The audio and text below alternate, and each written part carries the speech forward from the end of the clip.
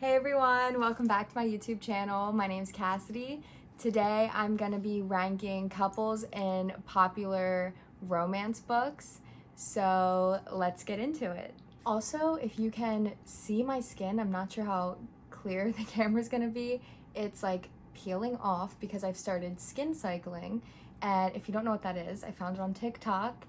Basically, it's just it's 4-day cycle. The first day is exfoliating, second day is like some like spot treatment, and the third and fourth day is like extreme moisturizing. And I skipped the moisturizing days. I just got too lazy at night and woke up and my face was just peeling. So yeah, I tried to do the best I could to cover it up, but it's still peeling like under the makeup. So if you can see that, sorry about it. But anyways, some of these opinions that I have on these couples might be a little bit controversial because these books are like pretty popular on BookTube, Bookstagram, and on TikTok, a lot of them. But the first book I wanted to start with is The Spanish Love Deception. This book I read a couple months ago, and I actually bought it while I was in Greece. I ran out of books to read, and I was like, I found it in a random gas station type of thing. They had a book stand, and I remember seeing this on BookTube. So I was like, oh, I'll read this. Sounds like a good read. And I hated it, honestly. It took me 2 weeks to get through, and I don't like, I know this is controversial. I just don't like it. So if you don't know what it's about, it's an enemies to lover fake dating trope, both of them. So Catalina needs a date to her sister's wedding in Spain, and she's told all of her family that she has this American boyfriend, and she doesn't. So she begrudgingly enlists the help of her coworker, Erin, and they hate each other. And it's basically them turning, from hating each other to liking each other in the end. And the fake dating trope, which I do enjoy, enemies to lover, I do enjoy fake dating tropes. Like, those are some of my favorite tropes. But something about this particular couple, this particular writing, I think it's the characters themselves. I could not connect with Catalina. She didn't feel like a real character, like a real person to me. When I'm reading a book, I want to feel like I'm invested in this character and they have real attributes. But something, this book, I don't know if it's the writing that came across as not believable to me or a little bit cringy, but I just didn't like the couple. I thought things Erin said was really cringy. It was also really apparent that he actually never hated her. So is it enemies to lovers? Not really, because they never actually started out as enemies. Catalina hated Erin, but Erin always liked her, and it's very apparent. I mean, he says things, and in Catalina's point of view, she's like, he's the worst, he hates me, I don't know what I did. And as the reader, you're thinking, come on, it's very obvious he likes you this whole time. He wouldn't do this fake dating, be your wedding date, if he didn't like you. He has special granola bars for her when she doesn't eat at work. And so yeah, it's just a little bit, I couldn't get into the book in general, but I couldn't get into this couple. So I'm gonna have to rate this couple, and we're gonna do a 1 to 7 scale. Why 7? I don't know, but I do it. I do a 7 scale. So I'm gonna have to rate this couple a 3 out of 7. It's really not good for me. Yeah, I know it's a little harsh, but I was just so excited to read this book. I thought it was gonna be so good, and it was honestly painful to get through. And there's a sequel, or I guess it's a sequel. There's another book that this author has come out with that goes along with this book. So I can't decide if I want to read it or not. I honestly don't think I'm going to, because I just couldn't get into this book. So that's it for the Spanish Love Deception. And the next book I want to talk about is Normal People. I read this book a couple years ago. I know that it's huge. I know it's a Hulu series. I think it's Hulu. It's a Hulu series now, and a ton of people have read it. The book itself, some people, I think you either love it or you hate it, and I love it. I also know that Steph Bohr, if you watch her channel, she loves Normal People also.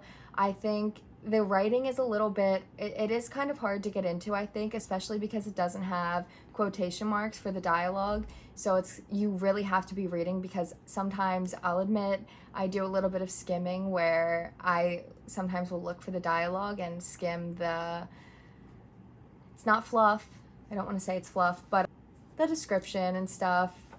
But this book, you can't do that, because you don't know, you have to pay attention for who's talking, when they're talking, because there's just no quotation marks. It just keeps going.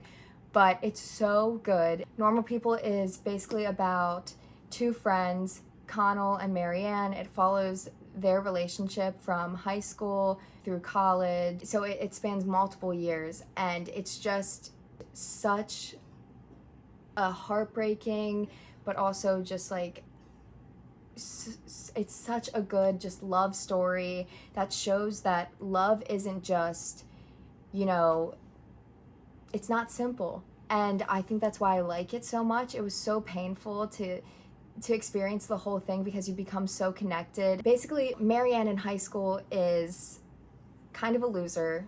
Everyone makes fun of her, and she's not very popular. Connell is the popular guy, and his mom works at Marianne's house as she cleans the house and stuff like that. And so Connell will come over after school to pick up his mom from work at Marianne's house. So they've talked, and eventually it just turns into them kind of getting to know each other, flirting, forming this like sexual relationship where they meet up almost in secret, like no one knows. He doesn't talk to her in school. And then you see the relationship progress just from sex to an actual relationship where they really depend on each other. And then it's constantly them being together and then breaking up, and being with other people and then getting back together and then breaking up, and being with other people but still liking the other person. We see them in college doing this. We see them going on a holiday vacation with Marianne's new boyfriend and Marianne's friend from college, and Connell and his roommate. And it's just really good. I think this couple, I mean, I don't want to spoil the book for you, but I did say that it's not the basic love story, and it doesn't end the basic way. And I think I just really appreciated that about the couple, and something about them just feels so real. I think Sally Rooney has just an amazing way of writing, and that it just sucks you in. And Normal People, it's just so good. And so this couple, I'm gonna have to rate them a 6.5 out of 7. And I know that, see, this might be controversial, because Connell is he's kind of shitty. Like, he's shitty a lot of times, and he just treats Marianne so bad. In high school, there's so many times when you're reading about certain things and you're like, Connell, why are you not sticking up for Marianne? She needs you right now, and you're just going along with your friends. You're not saying anything. And there's so many times where the couple, Marianne and Connell, are so frustrating for the reader, because it's like, you want them to be together so bad. You know that they're meant for each other. They're perfect for each other. And yet they're with other people. And I think there's just a lot of miscommunication in this couple, which honestly, sometimes I don't really like. I don't like the miscommunication trope a lot, because it sometimes for me can feel so unnecessary. It's like, we don't need this, all it takes is one conversation and you could be together, and then it spans over this whole book of all these problems that come from this miscommunication. But I think it really works for this couple, and even if I don't necessarily like things Connell did or things Marianne did or whatever, I think this couple just feels so real. The love story is just so good that it makes me want to rate this couple really high. So I'm going to 6.5 out of 7, and I'm sticking to that. Is my light okay? So my setup right now is like not great. Oh my gosh, I can't look into that light. I think I fixed the light. Don't really know what I did, but it looks less flickery now. So the next book that I wanted to talk about, it's Ugly Love by Colleen Hoover, because Colleen Hoover is blowing up on TikTok. I think everyone and their mother has read Colleen Hoover at this point. I want to talk about Ugly Love. Ugly Love follows Tate and Miles and their relationship. It's brother's best friend trope kind of thing. So Ugly Love follows Tate and Miles, and Tate is moving in with her brother in his apartment, and on the first night of her moving in, she actually runs into Miles. He's drunk outside of the apartment, and she calls her brother Corbin and says, hey, there's a drunk guy outside of the apartment, I can't get in. And he says, oh, that's Miles, that's my neighbor, you need to help him, you need to make sure that he gets inside safe and that everything's okay, he's going through a rough time. And she's like, what? I just want to move in and you're making me help your friend, your drunk friend who was like a weirdo, and going on and on about Rachel.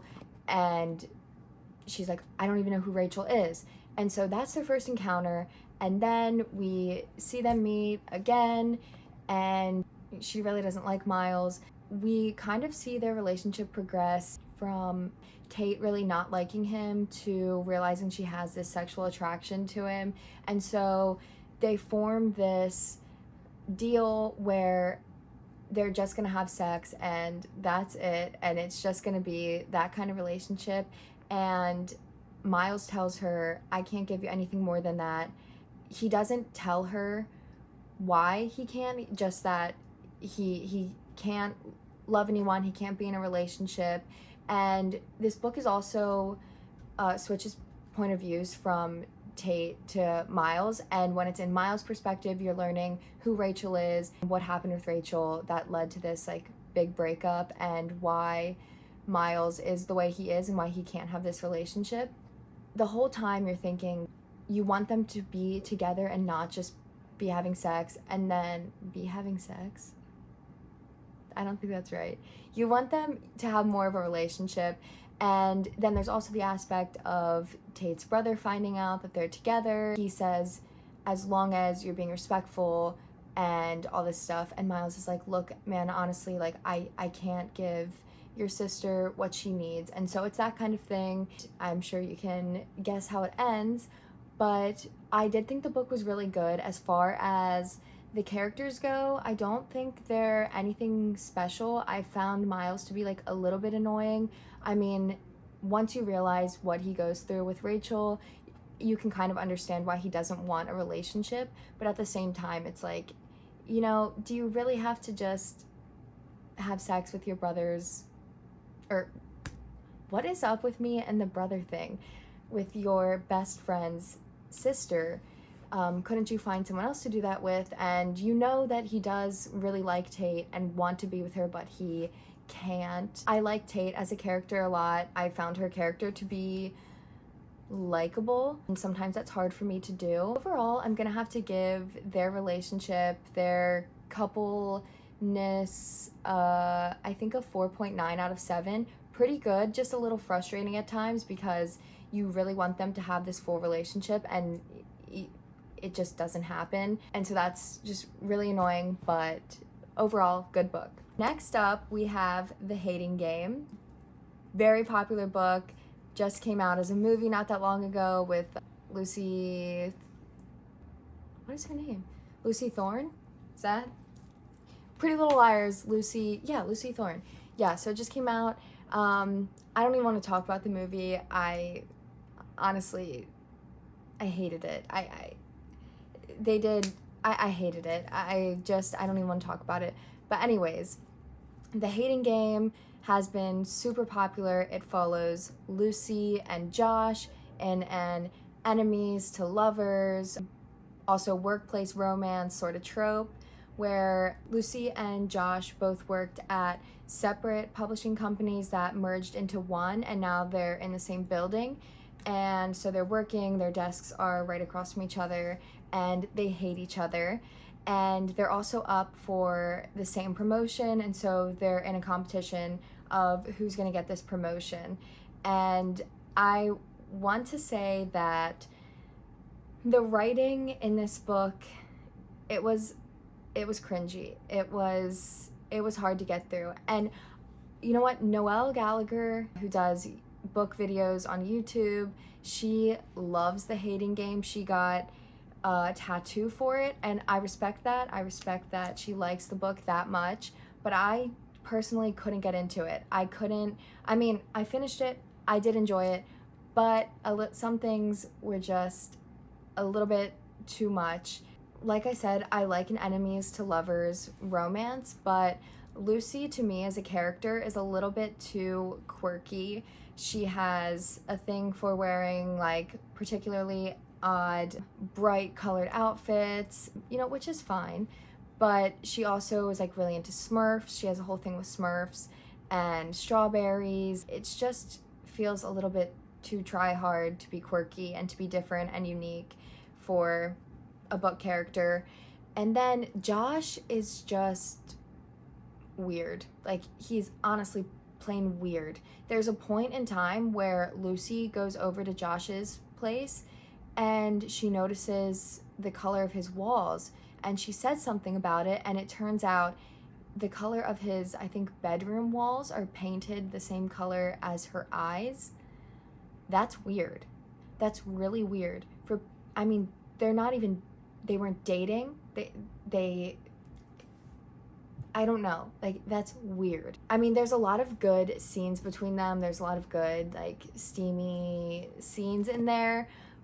But the writing to me was a little bit odd. And I know we're not focusing on the writing of the book, but that does ultimately impact how I feel about the couple and the characters themselves. And so, yeah, I'm gonna have to give Lucy and Josh, I'm gonna give a... This is tough. I do think I'm gonna give them a 4.5 out of 7. And it's because I like them, but they're not my favorite at all. I think their relationship was just a little bit too cringy.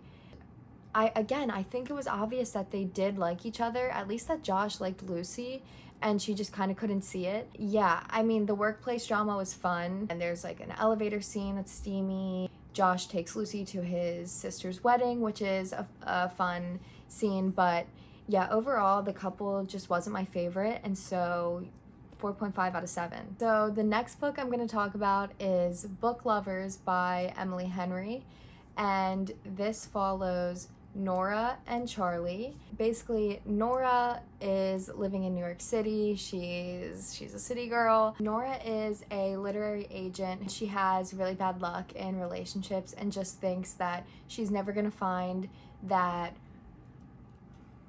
classic romance book guy.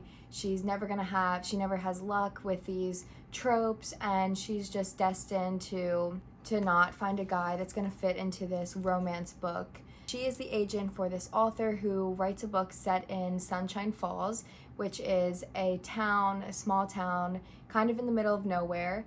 And Nora's younger sister actually drags her along to a month-long vacation in Sunshine Falls, the real Sunshine Falls, because she's obsessed with this book and wants to vacation and spend a month in the town that the book is set in. So Nora goes along and she meets Charlie, who she's actually run into in New York City, and she's wondering why he's in Sunshine Falls. He claims that he hates this romance book that's set there because the author has never been there themselves, and they're basing it off a town that they've never actually traveled to or stayed in. We follow Nora and Charlie throughout both of their stays in Sunshine Falls. We learn about her sister and why her sister wanted to go to Sunshine Falls, the real reason. It is really good. I did find Nora to be like a little bit frustrating because she just kept bringing up the trope thing and the romance books, why she can't find this perfect guy. I just feel like she brings it up so much, and I wish I had the book with me right now so I could point out kind of what I'm talking about, because I feel like you do have to read it to understand what I'm saying. But I don't know, I think their romance was cute. I really enjoy Emily Henry's writing. I think her other two books, Beach Read and something about friends, you know what I'm talking about, I think. Anyways, I think those might have been better than Book Lovers. I didn't think Charlie or Nora were characters that I could kind of invest myself in, but it was definitely like a nice, light, easy summer read, so I liked that a lot. And I liked them as a couple, but they weren't anything crazy. They didn't stand out to me. Like I said, Nora, like, she kind of got on my nerves a little bit, but I feel like she does have a redemption at the end where you start to like her more. And Charlie, I think, you know, you learn a lot about his family and learn what he's doing for his family. So I did start to really like Charlie. I'm just gonna go 4 out of 7, right down the middle. I know it feels like I've been, besides normal people, I've been like kind of hating on these books, and it's really not that. It's just that these are pretty popular romance books, and sometimes I just think that they're not even overhyped. They're good, but they don't stand out to me. So I don't want it to come off like I'm hating on these books and like putting them down, because that's not it. But I'm just telling you my honest opinions. Last but not least, I'm gonna talk about Get a Life, Chloe Brown, which is the first book in the Brown Sisters series. It's so good. It follows Chloe and Redford, or he goes by Red, and Chloe lives in an apartment, and Red is the building supervisor, kind of like the handyman guy, and Chloe just suffered a near-death